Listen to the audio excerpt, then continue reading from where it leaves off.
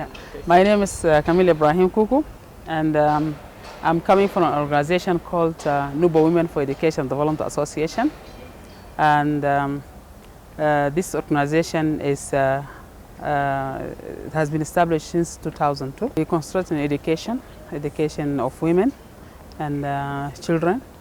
And we have been doing a lot of work on raising awareness of women and issues of women rights and reproductive health, and also in issues of peace in general. And we did a lot of work in election last 2011 in South Sudan. The work of election was actually popular consultation. We've been raising awareness for the communities and women about the importance of a popular consultation. And you know, popular consultation is a protocol set by the Comprehensive Peace Agreement, purposely for South Kordofan and Blue Nile. And those are the two regions that are supposed to have a popular consultation so that the community or the people of those two areas will come up with what they want, whether the Comprehensive Peace Agreement has met their aspiration or not. And if the Comprehensive Peace Agreement has met their aspiration, then that means it has the popular consultation. The Comprehensive Peace Agreement is convincing to them, and they don't need to. They need to continue with it like that. But if it doesn't meet their aspiration, then people have to say what they want. And this is what we have been doing, and is connected with the election, which is supposed to elect the legislator of those regions, the two regions. And actually, the popular consultation is supposed to accomplish the work of Comprehensive Peace Agreement of the CPA. A Comprehensive Peace Agreement is a document that was signed between the government of Sudan and the fighting groups of South Sudan. And you know, there were groups from South Kordofan that we are together with the South group, and they call it is an SPLM, that is Sudan People Liberation Movement.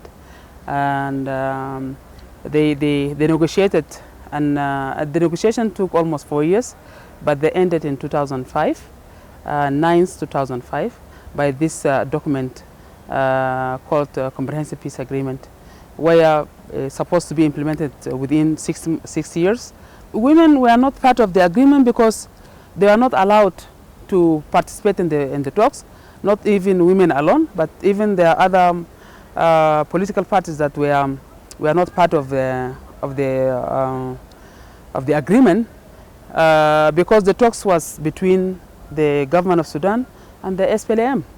So you find most of these groups were outside, were eliminated, and that's why there were many also parties who are really grumbling that they are not part of the CPA because they are not involved. The ideas were not taken, they were not consulted. And so many people were seeing it like a business of two groups, two parties, that is NCP and SPLM. Women need to be part of the process because they have been part of the community, and they are majority in the community, and they have been participating in the development of the community, even in their families, and at the same time are not considered. They are not been considered in these issues, in these big issues. So they would have made different by raising their concerns and their issues of peace right from the beginning, because there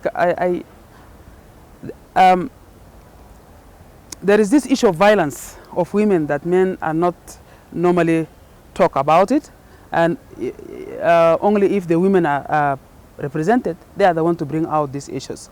And these are the violence and the violence at all levels, even at the institutional level. There are violence against women.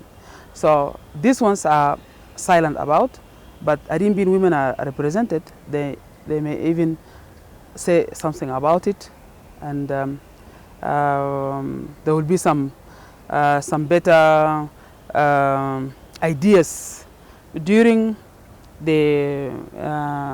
this time of with G40, and attending several missions, and also attending capacity building sessions.